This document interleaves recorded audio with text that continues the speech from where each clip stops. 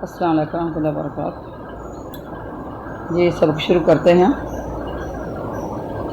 سورہ بقرہ یہ آیت نمبر 102 تک ہو گیا تھا۔ اچھا، تو کیا موضوع چل رہا تھا؟ جادو والا، کہ جادو جو لوگ کرتے ہیں، جب وہ لوگ کرتے تھے جو سیکھتے تھے، تو وہ بھی اگر اللہ کی مرضی اس میں شامل حال نہ ہوتی تو وہ ایسا نہ کر سکتے، لیکن اللہ نے لوگوں کی مرضی پر چھوڑ دیا کہ اور بتا دیا کہ یہ غلط ہے اور یہ صحیح ہے، لیکن وہ لوگ پھر بھی اللہ تعالیٰ کی تابع داری کو چھوڑ کے ان کاموں کے پیچھے لگ گئے، اور وہ کام ایسے تھے، اس طرح کا وہ علم سیکھتے تھے کہ ان کے لیے جو سراسر نقصان دہ ہے، نہ ہی کوئی اس میں نفع تھا ان کے لیے، اور یہ یہودی جانتے بھی ہیں کہ رسول کریم صلی اللہ علیہ وسلم کی تابع داری کو چھوڑ کر جادو کے پیچھے لگنے والوں کا آخرت میں کوئی حصہ نہیں ہے۔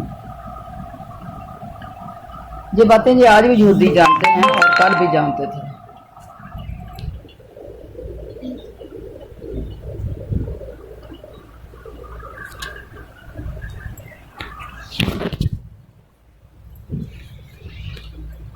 تو پھر کیا ہوا؟ جادو سیکھنے میں لگ گئے تو وہ ان کی قدر و قیمت نہ رہی، اللہ تعالیٰ کے ہاں بھی ان کی کوئی قدر و قیمت نہ رہی۔ چلو دنیا کا کچھ سنوار لیا انہوں نے، سنوارنا کیا تھا؟ جس سے بغض حسد اور بیر تھا، وہ بغض حسد اور وہ بیر جو ہے وہ انہوں نے اپنا نکال لیا، ایمان و تقویٰ سے خالی ہو گئے، نہ ان کی کوئی قدر و قیمت اللہ تعالیٰ کے پاس ہے اور نہ ہی وہ دیندار سمجھے جاتے ہیں۔ پھر فرمایا کہ اگر یہ اس کام کی برائی کو محسوس کرتے اور ایمان و تقویٰ برتتے تو یقیناً ان کے لیے بہت ہی بہتر تھا، مگر یہ بے علم لوگ تھے۔ یعنی اللہ تعالیٰ فرما رہے ہیں لو کانوا یعلمون، کاش کہ وہ جانتے، ان کو بتا تو دیا گیا تھا کہ یہ غلط کام ہے، لیکن پھر بھی انہوں نے اس بات کو نہیں جانا۔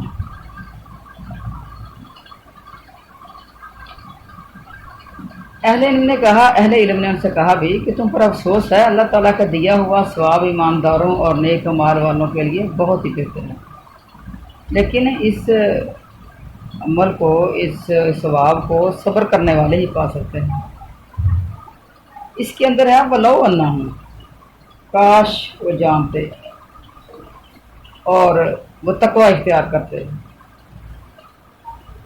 اس کا مطلب یہ ہے کہ صالحین کی ایک جماعت فرماتی ہیں کہ یہ جادو سیکھنے والے پھر متقی لوگ نہیں ہیں اور ان کو کافر کہتی ہے، اور کچھ لوگ ہیں وہ کافر تو نہیں کہتے، لیکن یہ کہتے ہیں کہ جادوگر کی حد یہ ہے کہ اسے قتل کر دیا جائے۔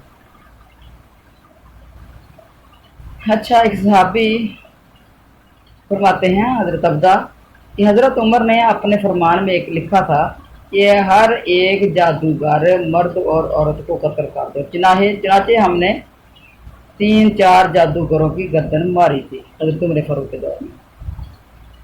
تو صحیح بخاری میں بھی ہے کہ ام المومنین حضرت حفصہ رضی اللہ تعالیٰ عنہ اور ان کی ایک لونڈی نے جادو کیا جس پر اسے قتل کر دیا گیا، اور نہ یہ احادیث کی روح سے 3 صحابیوں سے جادوگر کے قتل کرنے کا فتویٰ ثابت ہے۔ ترمذی میں بھی ہے کہ رسول کریم صلی اللہ علیہ وسلم نے فرمایا جادوگر کی حد جو ہے تلوار سے قتل کر دینی۔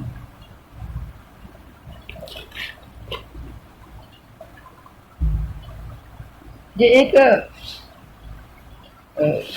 تاریخی واقعہ ہے کہ ولید بن عقبہ کے پاس ایک جادوگر تھا جو اپنے کرتب بادشاہ کو دکھایا کرتا تھا۔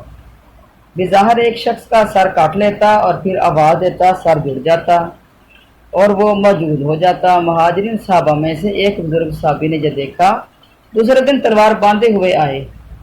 جب ساحر نے اپنا کھیل شروع کیا تو آپ نے اپنی تلوار سے خود اس کی گردن اڑا دی اور فرمایا کہ لے اب سچا ہے تو اب خود آپ اٹھ کے جی۔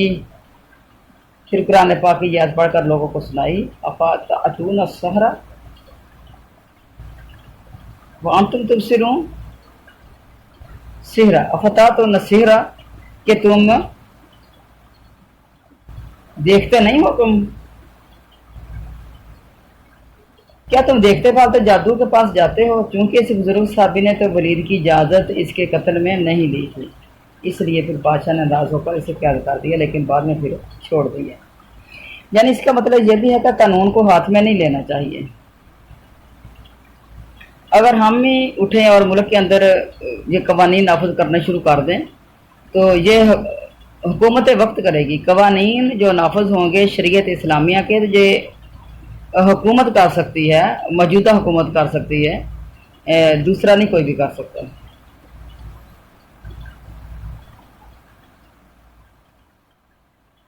इसके अलावा ज़्यादातर जानी सलफ़ाए सालिहीन वो कहते हैं कि जादू के वजूद के कायल हैं। वो कहते हैं कि जादूगर अपने जादू के ज़ोर से हवा पर उड़ भी सकता है और इंसान को बज़ाहिर गधा और गधे को बज़ाहिर इंसान भी बना सकता है, मगर कलमात और मंत्र तंत्र के वक्त इन चीज़ों को पैदा करने वाला अल्लाह ताला है। इनके अंदर असर जो पैदा करने वाला है वो अल्लाह ताला है। इस तरह की एक और भी हदीस है कि हज़रत अब्दुल्ला बिन सलाम फरमाते हैं कि मैं अगर ये वो जो दुआएं दी हुई हैं सुबह शाम के ज़िक्र में, कि मैं अगर उनको ना करूँ ना तो ये यहूदी मुझे गधा बना दे। इस तरह की एक और हदीस भी है। अच्छा, शरीयत इस्लामिया के अंदर क्या है? सही हदीस में है कि जो कोई शख्स किसी जादूगर या काहन के पास जाए तो वो काफिर है। और एक हदीस में ये भी है कि जिसने गिरा लगाई इसमें फूंका और इसमें फूंका, गिरा लगाई और इसमें फूंका, यानी कुछ पढ़ के इसमें फूंका तो इसने जादू किया। तो ये भी जादू का एक तरीका है। तो नबियों को अल्लाह ताला ने मुआवजे दिए थे, नबियों को जादू नहीं दिया। नबियों की शायान शान ही नहीं है जादू। हमारे नबी करीम सल्लल्लाहु अलैहि वसल्लम का सबसे बड़ा मुआजिज़ा कुरान पाक है, जो बातिल से सरासर महफूज है, लेकिन इसका मुआजिज़ा मानना जादू के मानने का मौकूफ नहीं है। वो लोग जिन्हें जादू से दूर का भी तलक नहीं है वो भी इसे मुआजिज़ा मान गए। सहाबा किराम रज़ियल्लाहु तआला अन्हो बल्कि आम मुसलमान भी इसे मुआजिज़ा मानते हैं। हालांकि इन तमाम में से कोई एक भी जादू जानना तो क्या, जादू के पास तक नहीं फटका जा। जादू सीखा ना सिखाया, ना किया ना कराया, बल्कि इन सब कामों को कुफर कहते हैं। यानी जादू के बगैर ही कुरान को एक बहुत बड़ा मुआजिज़ा मानना। जादू की कई किस्में भी हैं। ये उलमा कराम ने, एक आलिम थे अबू अब्दुल्ला राजी, तो उन्होंने ये जादू की किस्में भी अपनी एक किताब लिखी थी, उसके ऊपर लिखी है उन्होंने। तो थोड़ा सा मैं आपको तारफ़ करवा दूं ताकि आप ना समझ जाएं कि जादू क्या है और जादू के चक्रों में ना पड़े यहाँ पर। एक जादू तो सितारा परस्त फिरका क्या है, वो 7 सितारों की निस्बत अकीदा रखते हैं कि भलाई बुराई इन्हीं के बायस होती है, और ये इनकी तरफ खिताब करके मुकर्रर लफ्ज़ पढ़ा करते हैं और इनकी पेशकश करते हैं। इस कौम में हज़रत इब्राहीम अलैहिस्सलाम आए और इन्हें हिदायत की। दूसरा जादू जो है ये क़ुव्वे नफ्स और क़ुव्वत वहम के ताकतवर लोगों का फ़न है। वहम और ख्याल का ज़िंदगी में बड़ा असर होता है।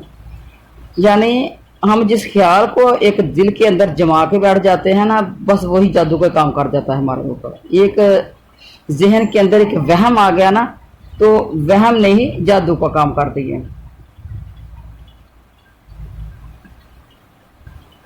और इस तरीके से तबीब जो हैं वो भी इस तरह के वहम से बचाते हैं। मसलन जिस बंदे की या बच्चे की नक्सीर फूटती है, नाक से खून निकलना जो होता है, तो उस शख्स को कहा है कि शुभ चीज़ों को ना देखा करें। और मिर्गी वाले जो लोग होते हैं उनको भी कहा कि ज़्यादा रोशनी वाली और तेज़ हरकत करने वाली चीज़ों को देखने से मना किया गया है। पानी भी जिस तरह हरकत करता है तो पानी से भी मिर्गी बढ़ जाती है, ऐसे लोगों को तो कहा कि पानी को भी ना देखा करें, तेज़ रोशनी को भी ना देखा करें। और आग से भी मिर्गी हो जाती है तो आग के करीब भी ना जाएं, यानी वो भी तेज़ रोशनी होती है उसमें भी। तो इस ये कुव्वत वहमा का भी एक ख़ास तरीक़त पर असर होता है। अक्लमंद लोगों का इस पर भी इत्तफाक है कि नज़र लगती है। सही हदीस में भी है कि नज़र का लगना हक है। अगर कोई चीज़ तकदीर से सबकत ले जाने वाली होती तो नज़र होती। ये सही मुस्लिम में है, ये हदीस है। सही तिरमिज़ी में भी हदीस है ابن ماجہ میں ہے، یعنی یہ کئی جگہ پہ یہ حدیث آتی ہے۔ اب اگر نفس قوی ہے تو ظاہری سہاروں اور ظاہری کاموں کی کوئی ضرورت نہیں، اور اگر اتنا قوی نہیں ہے تو پھر اسے آلات کی بھی ضرورت پڑتی ہے۔ جس کا نفس کی قوت بڑھتی جائے گی وہ روحانیت میں ترقی کرتا جائے گا، یعنی جس کا اللہ کے ساتھ لگن شروع ہو جائے گی وہ روحانیت میں ترقی کرتا جائے گا، اور اللہ تعالیٰ پھر اس کے اندر بھی کوئی تاثیر پیدا کر دیتے ہیں، اس سے کوئی اس طرح کا معجزہ ظاہر ہو جاتا ہے، تو وہ معجزہ جو ہوتا ہے وہ کوئی جادو نہیں ہوتا۔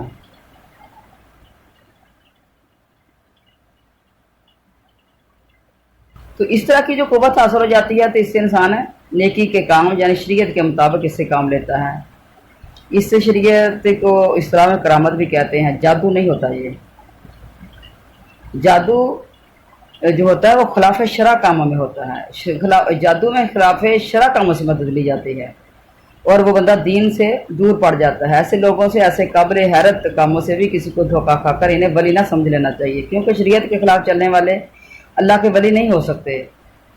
آپ دیکھتے نہیں کہ صحیح احادیث میں دجال کی بابت کیا کچھ آیا ہے کہ وہ کیسے کیسے خلاف عادت کام کر کے دکھائے گا، لیکن ان کی وجہ سے وہ اللہ کا ولی نہیں ہے بلکہ ملعون اور مردود ہے۔ اچھا، تیسری قسم ایک اور بھی ہے۔ تیسری قسم کا جو جادو ہے جنات کے ذریعے زمین والوں کی روحوں سے امداد و آنت طلب کرنے کا ہے، لیکن اس کا کوئی ثبوت نہیں ہے اور نہ ہی اس کو سلف صالحین مانتے ہیں۔ اچھا، ایک اور قسم ہے کہ خیالات کا بدل دینا، آنکھوں پر اندھیرا ڈال دینا، شعبدہ بازی کرنا، جس سے حقیقت کے خلاف اور دکھائی دینے لگتا ہے۔ تم نے دیکھا اور ہوگا تو لگے گا اور، جس طرح یہ شعبدہ باز کرتے ہیں، پہلے ایک کام شروع کرتا ہے پھر لوگ دلچسپی کے ساتھ اس کی طرف نظریں جما دیتے ہیں۔ جب وہ نظریں جما دیتے ہیں تو پھر ان کی باتوں کی طرف متوجہ ہو کر ہمہ تن اس میں مصروف ہو جاتے ہیں۔ پھر وہ پھرتی سے ایک دوسرا کام کر ڈالتا ہے کہ لوگوں کی نگاہوں سے وہ پوشیدہ رہتا ہے، یعنی نگاہوں کے اوپر پردہ ڈال دیتا ہے۔ اسے دیکھ کر وہ حیران رہ جاتے ہیں۔ بعض مفسرین کا یہ قول ہے کہ فرعون کے جادوگروں کا جادو بھی اسی قسم کا تھا، اس لیے قرآن میں ہے سحروا اعین الناس واسترہبوہم، لوگوں کی آنکھوں پر جادو کر دیا اور ان کے دلوں میں ڈر بٹھا دیا۔ اور جگہ پہ ہے یخیل الیہ، موسیٰ کے خیال میں وہ سب لکڑیاں اور رسیاں سانپ بن کر دوڑتی نظر آنے لگی، یعنی اصل میں حقیقت میں وہ لکڑیاں، وہ رسیاں، وہ سانپ نہیں تھی، لیکن موسیٰ کے خیال میں وہ سانپ بن گئی علیہ الصلوۃ والسلام۔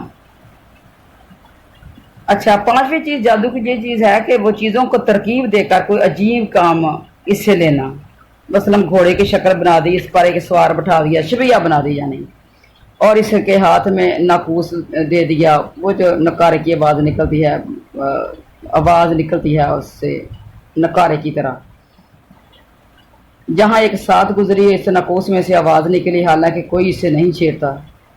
اس طرح سے انسانی صورت اس کاریگری سے بنائی کہ گویا اصلی انسان ہنس رہا ہے یا رو رہا ہے۔ پھر ان کے جادوگروں کا جادو بھی اسی قسم سے تھا کہ وہ بنائے ہوئے سانپ وغیرہ جو تھے وہ حرکت کر رہے تھے زندہ سانپوں کی طرح۔ تو اس طریقے سے یہ ساری کاریگریاں ہوتی ہیں، زیادہ تر اور کسی کے پیچھے جادو نہیں ہوتا۔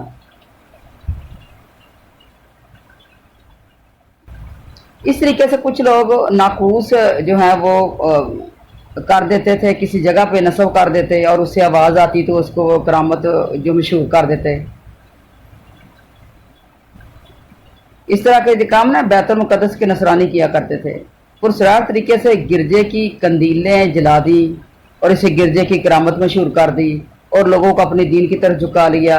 بعض کرامیہ صوفیوں کا بھی یہی خیال ہے کہ اگر ترغیب و ترہیب کی حدیثیں گھاڑ لی جائیں اور لوگوں کو عبادت کے طریقے کی طرف مائل کیا جائے تو کوئی حرج نہیں۔ تو یہ ساری فضول باتیں ہیں، کیونکہ حدیث جو ہے وہ تو نبی صلی اللہ علیہ وسلم نے فرمایا کہ جو میں نے بتایا وہی لوگوں کو سناؤ، اور جس نے مجھ پر جھوٹ باندھا وہ قطعاً جہنمی بندہ ہے۔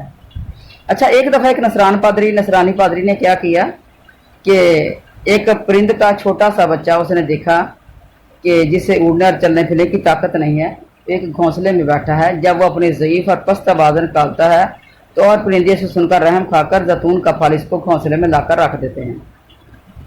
इसने इसी सूरत का एक परिंदा किसी चीज का बनाया और नीचे से इसे खोखला रखा और एक सुराख इसकी चोंच की तरफ रखा जिससे हवा इसके अंदर घुसती थी। फिर वो जब बाहर निकलती थी इस तरह की आवाज इससे पैदा होती थी।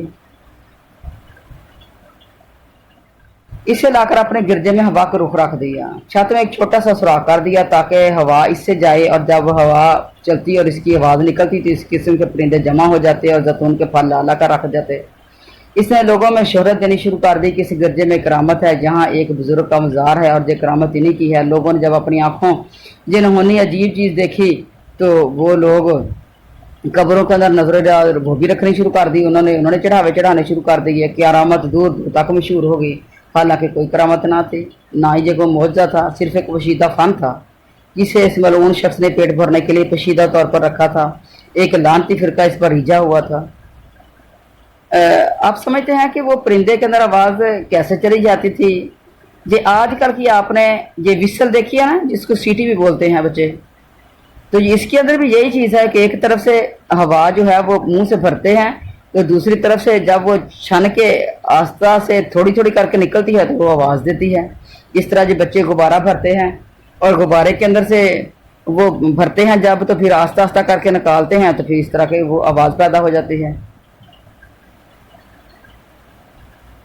छठी किस्म एक जादू की किस्म एक और है कि वो बाज़ दवाइयों के मख्फी ख्वास मालूम करके इन्हें काम में लाना। और ये ज़ाहिर है कि दवाइयों में अजीबो गरीब खासियत होती हैं। उसमें मकनातीसी को देख लो, कोई दूसरी चीज़ों को अपनी तरफ खींच रही होती है।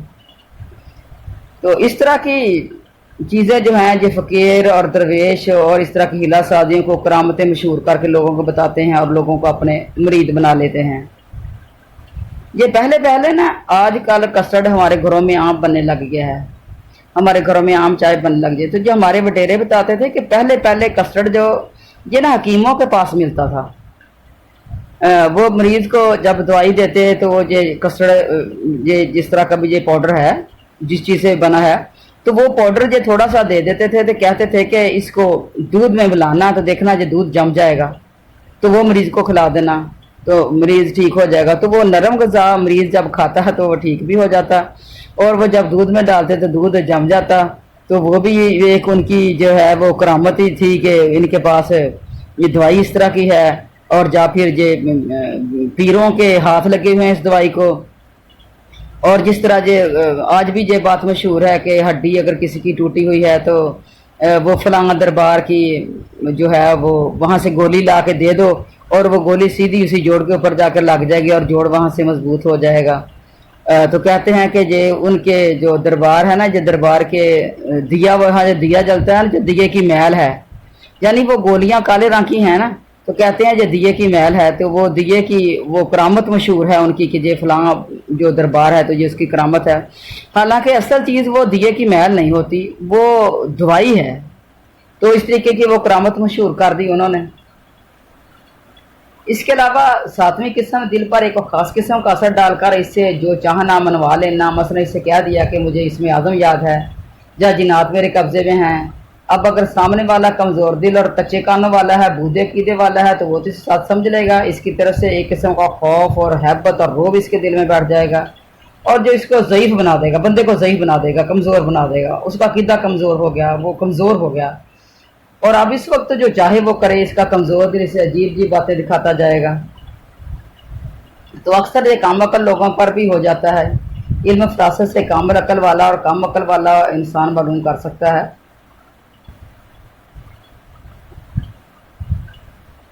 यानी ये हरकत करने वाला और अपना ये फेल अपनी कुव्वत क़ियाफ़ा के ज़रिए से कम अकल शख्स को पहचान करके ही करता है। जो क़ियाफ़ा शनास बंदा है वो दूसरे बंदे को देख लेता है कि इसके अंदर कितनी अकल है और ये मेरी बात को कबूल कर लेगा। तो जितने भी जो जाहल और गंवार लोग होते हैं, इल्म से बेबहरा लोग होते हैं, तो वो उनकी बातों पे यकीन करते हैं और वो उनको वली समझ के और पीर समझ के पूजा करते रहते हैं उनकी। अच्छा, ये दिल के ऊपर असर कैसे हो गया और वो जादू की किस्म कैसे बन गई? ये आपको वो मिसाल समझ नहीं आएगी, मैं आपको दूसरी मिसाल समझा देती हूँ। मसलन हमारे घर में कुछ मेहमान आ गए ملنے کے لیے، کوئی 5 ہیں یا 4 ہیں، تو وہ سارے آہستہ آہستہ ملے اور پیچھے ہو گئے۔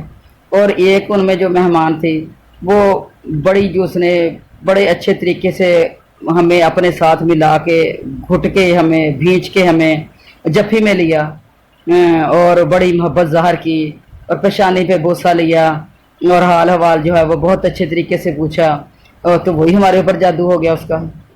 اب ہمارے دل میں اس کے لیے محبت زیادہ ہو گئی ہے، دوسروں کے لیے بھی ہے لیکن کم ہے، تو وہ ایک برتاؤ اور ایک یہ محبت کا انداز، یہ بھی ایک جادو ہوتا ہے بندے کے اوپر۔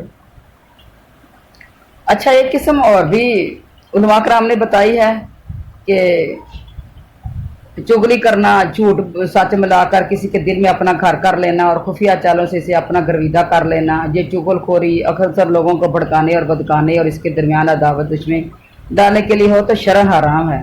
جب اصلاح کے طور پر ہو آپس میں ایک دوسرے سے مسلمان کو ملانے کے لیے کوئی ایسی بات ظاہر کر دی جائے جس سے ایک فرقہ دوسرے فرقے سے خوش ہو جائے، وہ آنے والی کوئی مصیبت ٹال جائے، کوئی مسئلہ حل ہو جائے، کوئی بد دلی ختم ہو جائے، کوئی مخالفت پور جو پڑنے والی تھی وہ ختم ہو جائے، تو وہ تقریباً ٹھیک ہے۔ اگر اس کے اندر کو تھوڑا سا جھوٹ ملا دیا جائے کسی کو ملانے کے لیے تو وہ حدیث کے اندر ٹھیک ہے۔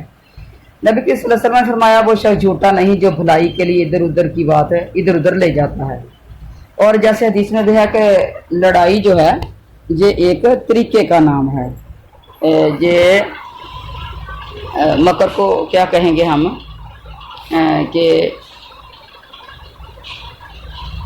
یعنی ایک چال، لڑائی جو ہے یہ ایک چال کا نام ہے، تو چال کے ذریعے جو ہے ہم لڑائی کو ختم کر سکتے ہیں۔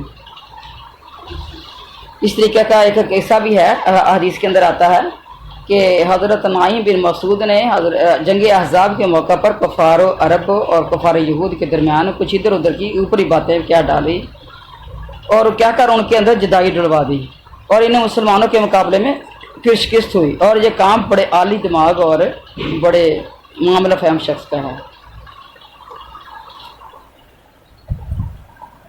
تو سحر جو ہے، اصل سحر کا اور معنی بھی آ جاتا ہے، یہ صبح کے وقت کو بھی سحر کہتے ہیں، سحر کو سحور بھی پھر کہتے ہیں کہ وہ مخفی ہوتا ہے وہ ٹائم، اور اس راگوں کو بھی سحر کہتے ہیں جو غذا کی جگہ پہ ہے۔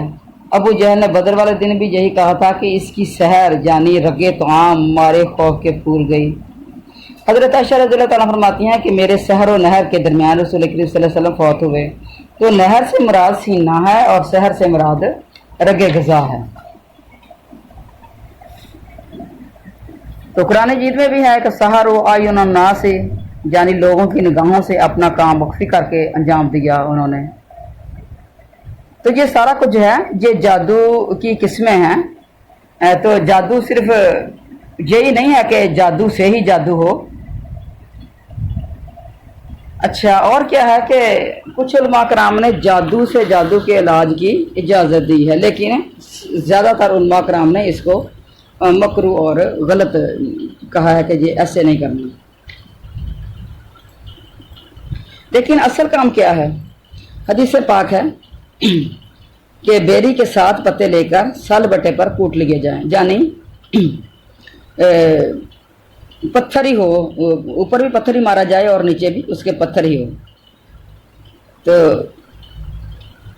پھر اس میں پانی ملا لیا جائے، پھر آیت الکرسی پڑھ کر اس پر دم کیا جائے، اور جس پر جادو کیا گیا ہے اسے 3 گھونٹے پلا دیا جائے اور باقی پانی سے غسل کرا دیا جائے، تو انشاءاللہ جادو کا اثر جاتا رہے گا۔ اور یہ صحیح حدیثیں ہیں اور اس کے اوپر عمل ہوتا بھی ہے اور اثر ہوتا بھی ہے، اور یہ ٹھیک ہے۔ یہ عمل خصوصیت سے شخص کے لیے بہت ہی اچھا ہے جو اپنی بیوی سے روک دیا گیا ہو، یعنی جادو کے ساتھ اس طرح کے لوگ بھی کر دیتے ہیں کام کہ مرد کے اندر سے مردانگی ختم کر دیں۔ اور جادو کو دور کرنے اور اس کے اثر کو زائل کرنے کے لیے سب سے اعلیٰ چیز جو ہے قل اعوذ برب الفلق، قل اعوذ برب الناس کی صورتیں ہیں، جس میں ہے کہ ان جیسا کوئی طویل اور کوئی ہے ہی نہیں۔ اس طرح آیت الکرسی بھی شیطان کو دفع کرنے میں اعلیٰ درجے کی چیز ہے۔ تو آئیے اب آگے چلتے ہیں۔ یا ایھا الذین آمنو، اے لوگو جو ایمان لائے ہو، لا تقولوا رائنا، ना तुम कहो राइना, वकूल उन्जुरना, और कहो तुम कि हमारी तरफ नज़र करो, वस्माऊ, और सुनो, वलिल काफिरीना, और काफरों के लिए है अजाबुन अलीम, दर्दनाक अजाब, काफरों के लिए दर्दनाक अजाब।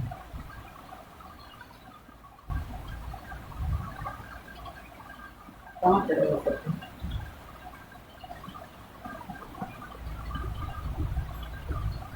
अच्छा, नबी करीम सल्लल्लाहु अलैहि वसल्लम जब वाज करते, नसीहत करते, तो लोग कहते हैं कि हमारी तरफ, यानी उनको लफ्ज़ दिया गया था कराए ना, हमारे पास साथ रायत कर दे, यानी जिसको समझ नहीं लगी तो राय ना, तो फिर हमारे नबी दोबारा उस बात को बयान फरमा देते। तो इस लफ्ज़ से ना दो मानी निकलते थे।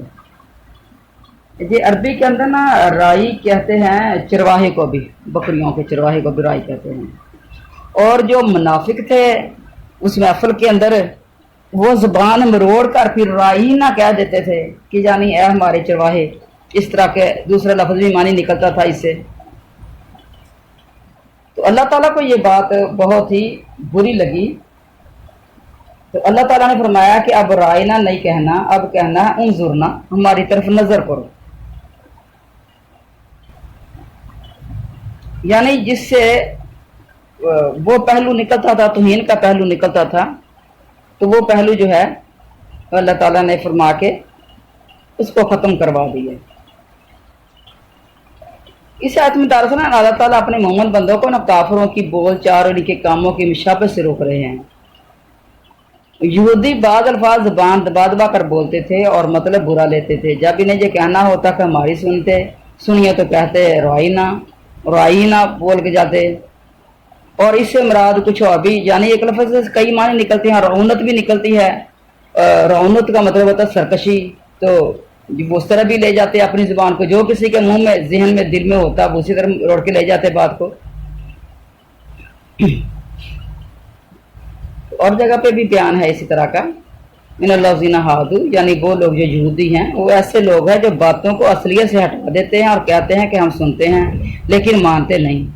अपनी ज़बानों को तोड़ मरोड़ कर इस दीन में ताना जनी के लिए इस तरह के अल्फाज वो बोलते थे और कहते थे कि हमने सुना और माना नहीं।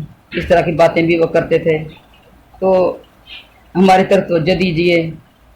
तो हमारे अल्लाह ताला ने फरमाया कि उन्जुरना, हमारी तरफ नज़र फरमाए, ये बोलना है और कोई दूसरा अल्फाज नहीं बोलना, क्योंकि जो दूसरे अल्फाज हैं ये नबी की तौहीन मेज़ अपने मुंह के अंदर रखते हैं, दिल के अंदर बुग़्ज़ रखने की वजह से इस तरह के करते थे।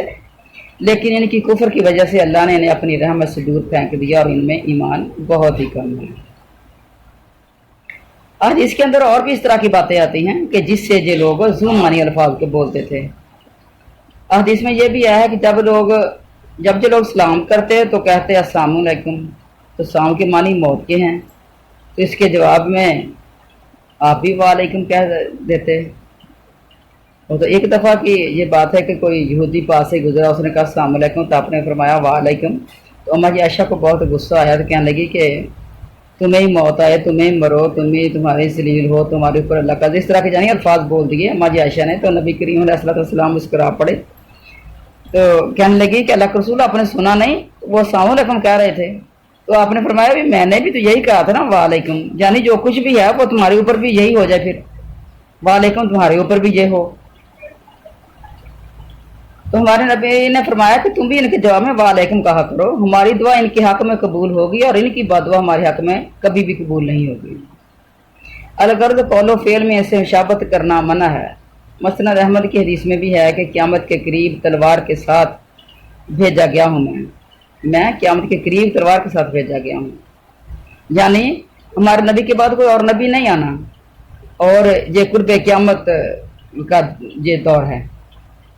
तो मेरी रोज़ी अल्लाह ताला ने मेरे नेज़े तले रखी है, इसलिए ज़िल्लत और इसके लिए ज़िल्लत और पस्ती है जो मेरे अहकाम के ख़िलाफ़ चले और जो मेरी जो है वो नाफरमानी करे और जो किसी गैर मुस्लिम कौम से मुशाबत करे, वो इन्हीं में से है।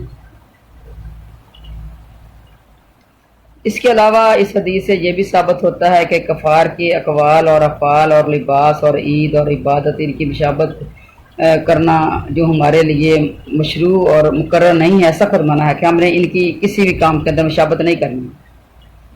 ایسا کرنے والوں کو شریعت میں عذاب کی دھمکی، سخت ڈراوا اور حرمت کی بھی اطلاع دی گئی ہے۔ حضرت عبداللہ بن مسعود فرماتے ہیں کہ جب تم قرآن میں یا ایھا الذین آمنو سنو تو فوراً کانوں کو کس لیا کرو، دل سے متوجہ ہو جایا کرو، کانوں کو لگا دیا کرو ادھر، کیونکہ یا تو اس کے اندر کسی بھلائی کا حکم ہو رہا ہے یا کسی برائی سے ممانعت ہو رہی ہے۔ تو صحابی فرماتے ہیں کہ تورات میں بنی اسرائیل کو خطاب کرتے ہوئے اللہ تعالیٰ نے یا ایھا المساکین فرمایا ہے، لیکن امت محمدی صلی اللہ علیہ وسلم کو یا ایھا الذین آمنو معزز خطاب سے یاد فرمایا ہے کہ اے ایمان والو۔ تو یہ امت محمدیہ کو ایک بہت بڑا اچھا خطاب ملا۔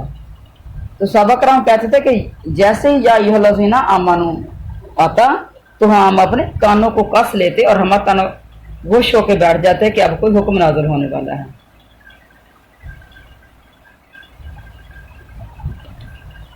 تو میرے خیال میں آج کا سبق کافی نہیں ہو گیا، تو انشاءاللہ پھر اگلے سبق کے اندر پھر چلیں گے۔ السلام علیکم ورحمۃ اللہ وبرکاتہ۔